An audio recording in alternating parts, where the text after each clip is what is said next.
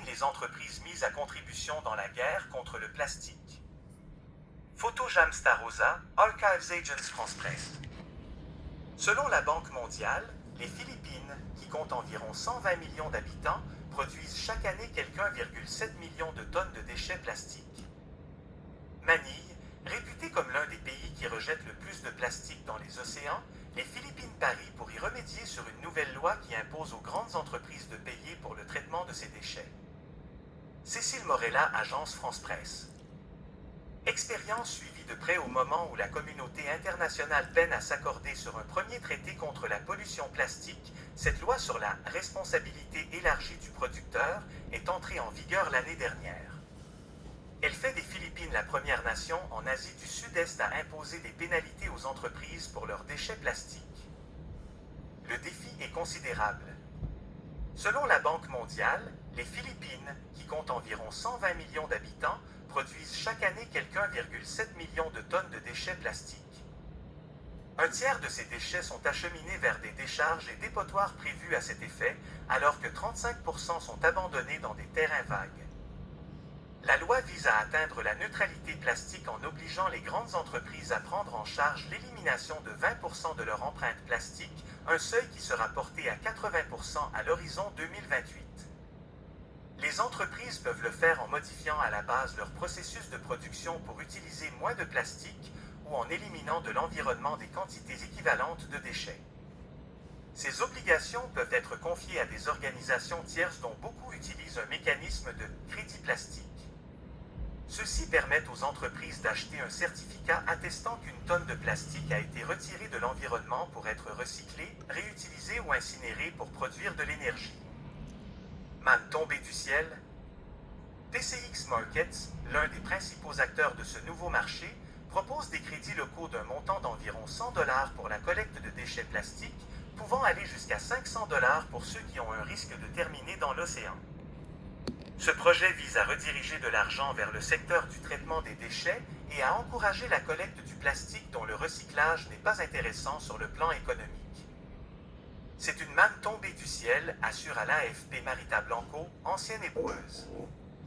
Veuve et mère de 5 enfants, Marita Blanco, habitante du quartier défavorisé de San Andrés dans la capitale Manille, achète des bouteilles en plastique, du polystyrène et des emballages de bonbons pour 2 pesos, environ 500 le kilogramme. Photo Jamsta Rosa, Agence France Presse. Marita Blanco. Elle les vend ensuite avec 25% plus cher à l'organisation caritative Friends of Hope, qui travaille avec PCX Markets pour les traiter. Parmi les acheteurs de crédit, se trouve notamment la multinationale américaine spécialisée dans la production de biscuits Mondelez, qui a choisi de passer directement à la compensation de 100% de son empreinte plastique. Cela coûte de l'argent à l'entreprise, mais c'est vraiment un geste que nous avons décidé de faire pour l'environnement, a indiqué à l'AFP Kathleen Pezalan, l'une des dirigeantes du groupe aux Philippines. Mais si les entreprises se pressent pour acheter des crédits, la production de nouveaux plastiques elle-même n'a pas diminué. Ce n'est vraiment pas facile de réduire en amont, relève Stéphanie Bétien, directrice générale de PCX Markets. Aucun service d'approvisionnement au monde n'accepte un prix d'emballage plus élevé de 20% simplement parce que c'est la bonne chose à faire. Changement très lent. Et si la loi couvre un large éventail de plastique, elle n'interdit pas l'usage de ceux à usage unique, difficiles à recycler, tels les sachets d'emballage utilisés massivement aux Philippines. Les changements de comportement sont très lents et prennent beaucoup de temps, mais, il y a 2 ans, je pense que vous auriez vu une rue beaucoup plus sale, relève Illusion Faria, directrice générale de l'ONG Friends of Hope. Jusqu'à présent, plus de la moitié des entreprises concernées par la loi ont mis en œuvre des programmes tels qu'imposés par la nouvelle loi. Photo Jamsta Rosa, Agence France Presse. Plus d'1 millier d'autres doivent suivre avant la fin de l'année, sous peine de se voir infliger des amendes pouvant aller jusqu'à 20 millions de pesos, 343 000 $, voire de se faire retirer leur autorisation de fonctionner. Le volume de déchets collectés l'an passé excède les objectifs fixés par la loi, a indiqué à l'AFP le sous-secrétaire à l'environnement Jonas Leon. Floradema Eleazar, fonctionnaire du Programme des Nations Unies pour le développement, y voit une politique très forte. Mais, ajoute-t-elle, nous ne verrons pas d'effet immédiat immédiat maintenant ou demain et il faudrait un changement de comportement vraiment majeur de la part de tout le monde pour s'assurer que cela se produise. Recevez chaque semaine nos contenus en rappel pour mieux comprendre les grands dossiers et les tendances de... Voyez-vous, mes amis, qu'est-ce qui se passe là? C'est que tout le monde, là, le crédit plastique, c'est les gens qui vont acheter ça avec la compagnie Corsair et Amplivo. Ça va être une petite fortune pour tout le monde. Fait que c'est le temps, mes amis, là, si vous voulez acheter du crédit, du retrait de plastique à 1 cent 3, la compagnie Corsair et Amplivo. Toutes les compagnies vont être obligées, à partir de 2025, d'acheter des crédits plastiques. Ce que vous allez acheter aujourd'hui, à 1 cent 3, va valoir 3 cents, 5 cents, va monter à 50 cents. Vous pouvez être très riche en achetant aujourd'hui. Ça va être extraordinaire ce que vous allez vivre. Je vous souhaite tout ce que je souhaite à tous, là, c'est que tout le monde investisse dans ça et qu'il fasse une petite fortune. Vous-même, vous allez faire une petite fortune si vous investissez dans ça. C'est bon. Investissez dans le crédit plastique. Vous pouvez me contacter à 514-602-8151.